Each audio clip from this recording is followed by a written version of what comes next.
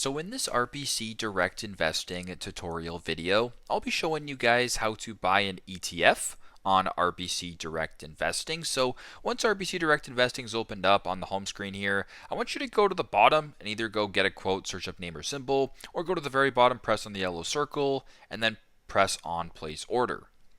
Once you're on this page, just go to the top and type in the name of the ETF. So for this demonstration, if I wanted to do VFE, I can go ahead and type in VFE.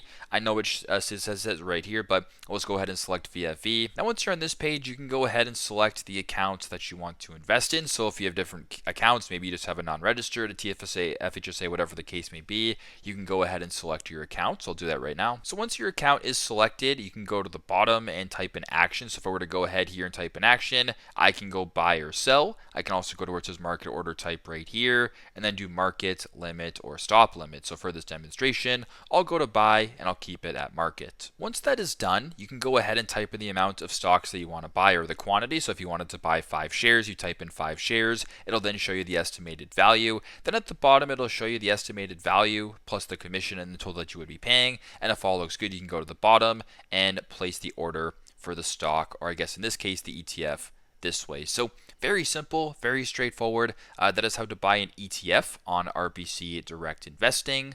Thanks again for watching, and I hope this video helps.